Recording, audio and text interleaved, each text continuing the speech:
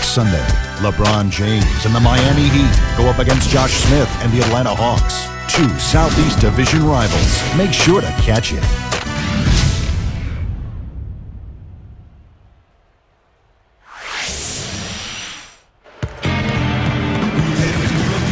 Welcome back, folks. We have a close game here at the start of the second quarter of play. And, guys, what stands out to you from the Nets in this one? And this team has done a nice job on the glass. I think that's how they've built this lead. They've been very physical, really established a presence in the paint. Well, they've chased down those balls. As soon as they've hit the iron, they've been chasing them down. That's been a solid effort by them. Get there. J.R. Smith back in the league after spending most of last season in China. And he's a player with so much talent, an explosive athlete, offensively gifted, deep range on his shot.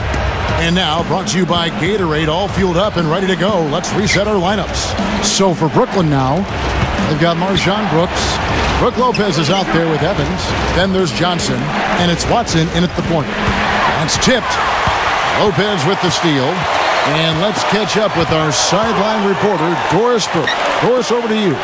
Kevin, Tyson Chandler won the NBA Defensive Player of the Year last year, and he's trying to change the culture of this New York Knicks team. He said, quote, "My role is obviously to come in and change the defense around. We can definitely become a good defensive team. It's just about buying into it." As for his role offensively, Chandler said, "Honestly, I don't even care. I want those guys to do their thing. I'm more focused on getting stops. The ball will dictate who takes the shots. On the other end, we've got to get back and get stops. Guys, it won him one championship. He's trying to get another." Yeah, he is a winner. No doubt about that. Thank you, Doris. And, guys, you know what? J.R. Smith is a good scorer, but there's also that but with him. I mean, he can be a bit unfocused defensively at times. He'll take questionable shots. I think it's a testament to his tremendous talent that he remains effective despite occasionally giving his coaches headaches and ulcers. But he's a tremendous talent, and I think he's actually grown quite a bit in terms of his consistency over the last couple of years. And the first timeout called of the game for Brooklyn. Let's quickly take a look at the standings out east. The season nearly complete. Taking a look at New York.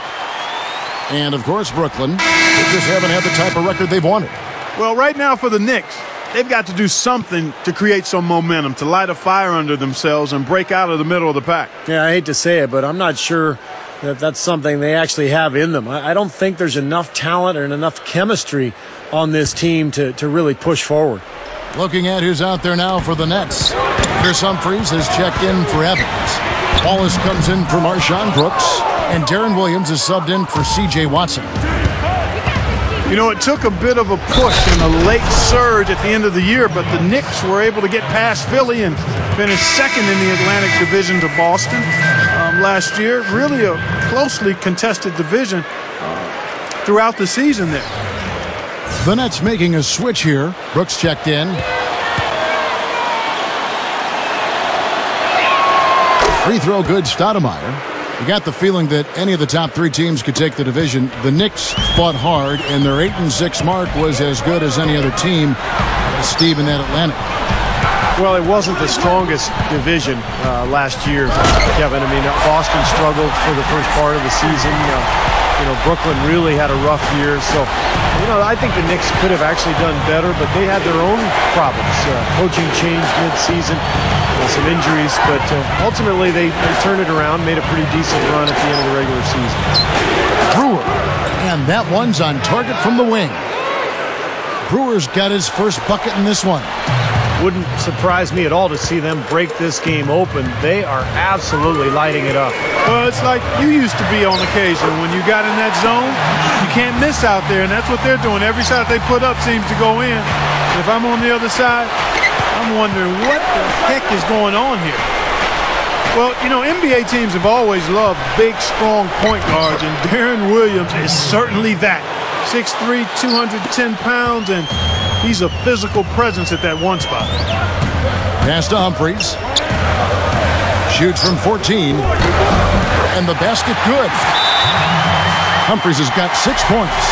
That jump shot's like a layup for him when the defense backs off like that. Time call here. The Knicks decide to talk it over. You're talking about Darren Williams, the classic big, strong point guard teams love, and he really uses that to his advantage. Steve, I can only imagine what it must be like to play in the backcourt with him. Or to guard him. I mean, that would be difficult. He's so strong, he's so fast, and he's got that incredible crossover move. So once Williams gets you on the run, he's going to be able to fend you off with that strength, and then he's got that beautiful shooting stroke to score over the top. Felton the pass to Stoudemire. That's good, and so Felton has the assist there. Felton's got 3 assists tonight. That's where you like to get shots, inside and close to the hoop. And here is Williams. He's got 5. Wallace dishes to Humphries. The shot is off. And you got to like the defense inside, really protecting the rim. Challenging shots and making his presence felt around the rim, that's exactly what he can give you. On the wing, Johnson. Over Smith. Here's Williams. And at last, they get one to fall. Williams has got 4 points now in the quarter. Felton kicks to Anthony. Anthony off a pick from Camby. And Anthony gets double-teamed. Outside for Felton. Latrey. Wallace with the rebound. Wallace has got his 3rd rebound tonight. The dish now to Williams. Johnson throws up the alley-oop. And Wallace slams it in. Now that's how you execute an alley-oop there, fellas. And with an exclamation point, too, on the finish, throwing it down hard. Dude, what a terrific play on both ends. Williams against Felton.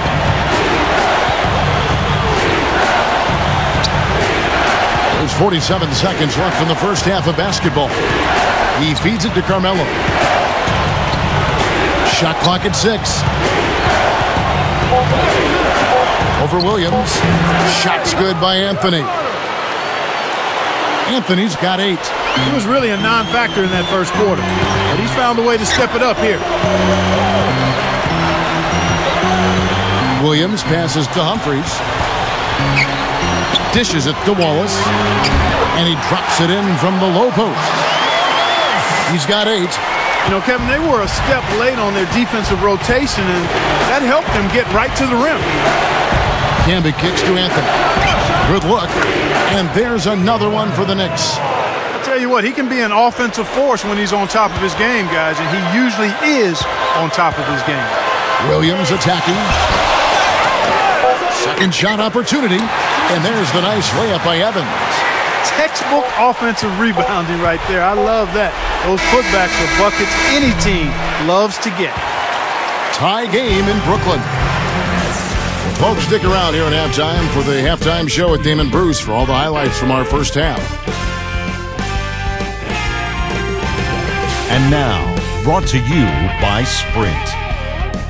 Time now for the Tuesday Roundup, coming to you on 2K Sports. The Nets are fighting for control so far. You look at the offensive rebounds, they're creating second opportunities, and that's a key to winning. Leading his team in scoring, Gerald Wallace. He's got 8 points, and look at the work he's been putting on the floor in terms of field goal percentage. He is taking quality shot after quality shot. On the other side, the Knicks looking pretty solid as well. They're scoring effortlessly. The defense has been completely overmatched. Amari Stoudemire's been clicking through the first 2. How's that for a shooting percentage? 100. Yes, 100% from the court. Not too bad. And we'll be heading back to the court for the rest of our coverage as we go to Kevin Harlan, Steve Kerr, Clark Kellogg, and Doris Burke.